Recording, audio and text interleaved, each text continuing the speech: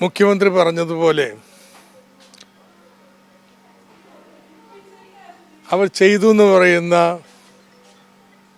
കാര്യം ഞങ്ങളങ്ങ് സമ്മതിച്ചു. ഭൂമി അക്വയർ ചെയ്തിട്ടുണ്ട്.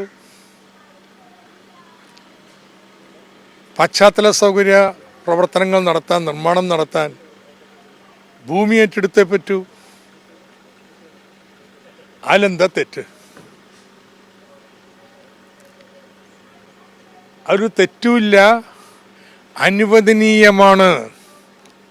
റിസർവ് ബാങ്കിൻ്റെ മാസ്റ്റർ സർക്കുലർ ഉണ്ട് ഇത് അനുവദിച്ചുകൊണ്ട്. അപ്പം അതുകൊണ്ട് എന്തിന് ഞങ്ങൾ ഹാജരാവണം? ഞങ്ങൾ എന്തിന് ഇതിന് വിശദീകരണം നൽകണം?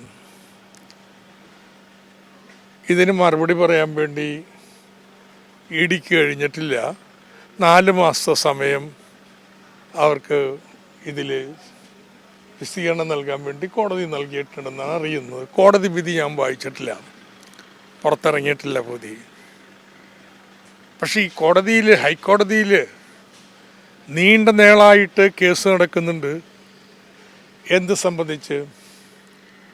എന്നെ ചോദ്യം ചെയ്യാൻ വിളിച്ചുകൊണ്ടിരിക്കുന്നു. എന്തിനു വേണ്ടിയാണ് നിങ്ങൾ എന്നെ ചോദ്യം ചെയ്യുന്നത്? അതറിയാനുള്ള അവകാശം എനിക്കുണ്ട് എന്നാണ് നിലപാട്. കഴിഞ്ഞ 5 വർഷത്തിനിടയിൽ എന്തിനു വേണ്ടിയാണ് ചോദ്യം ചെയ്യാൻ വിളിക്കുന്നതെന്ന് പറയാൻ ഇഡിക്ക് കഴിഞ്ഞില്ല. ഞങ്ങൾ സാക്ഷിയായിട്ട് റിസർവ് ബാങ്കിനെ വിളിച്ചു. റിസർവ് ബാങ്ക് സ്റ്റേറ്റ്മെൻറ്റ് നൽകി. അതിലും ഞങ്ങൾ എന്തെങ്കിലും തെറ്റ് ചെയ്തായിട്ട് റിസർവ് ബാങ്കിൻ്റെ സ്റ്റേറ്റ്മെൻ്റ് ഇല്ല.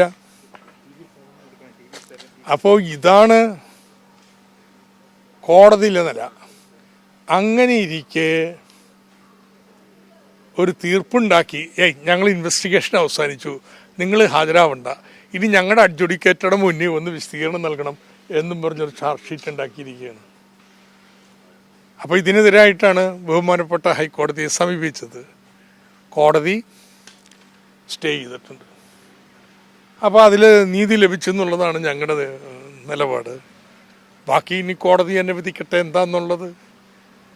ഏതായാലും ഒരു കാര്യം ഇഡിയോട് പറയാം, നിങ്ങളെ പേടിയില്ല കേട്ടോ.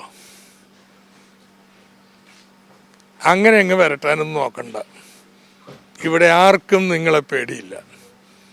അതുകൊണ്ട് ബഹുമാനപ്പെട്ട കോടതി ഇനി കാര്യങ്ങൾ കൂടുതൽ വിശദമായി പരിശോധിച്ച് ഫൈനൽ തീർപ്പ് തരട്ടെ. എന്താണ് തെറ്റ്? റിസർവ് ബാങ്ക് അനുവദിച്ച കാര്യം ചെയ്താൽ എന്താ തെറ്റ്? അതുകൊണ്ട് ഒരു അടിസ്ഥാനമില്ലാതെ യഥാർത്ഥം എന്താണെന്നറിയാമോ? 1,00,000 കോടി രൂപയുടെ പരിപാടിയല്ലേ കിഫ്ബി എന്ന് പറയുന്നത്. ഡൽഹിയിലിരിക്കുന്നവരുടെ ചിന്ത 1,00,000 ഉണ്ടെങ്കിൽ എന്തെങ്കിലുമൊക്കെ തട്ടിപ്പുണ്ടാവും.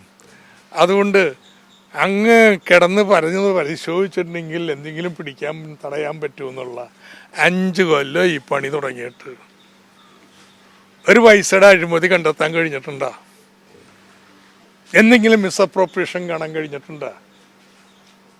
ഇതാണ് ഇടതുപക്ഷ ജനാധിപത്യ സർക്കാർ.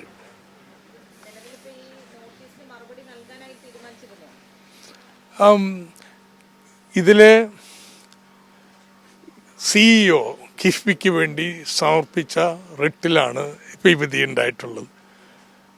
മുഖ്യമന്ത്രിയോ ഞാനോ ഇതിന് ചെയ്തിട്ടില്ല. പക്ഷേ CEO സമർപ്പിച്ചു. ഇത് നിരർത്ഥകരമായിട്ടുള്ള ചാർജ് ഷീറ്റാണ്. അപ്പം അതിന് കോടതി സ്റ്റേ ചെയ്തു. ഫർദർ നടപടിയില്ല. അതുകൊണ്ട് അഡ്ജുഡിക്കേറ്റർക്ക് ഞങ്ങളിപ്പം മറുപടി നൽകണ്ട.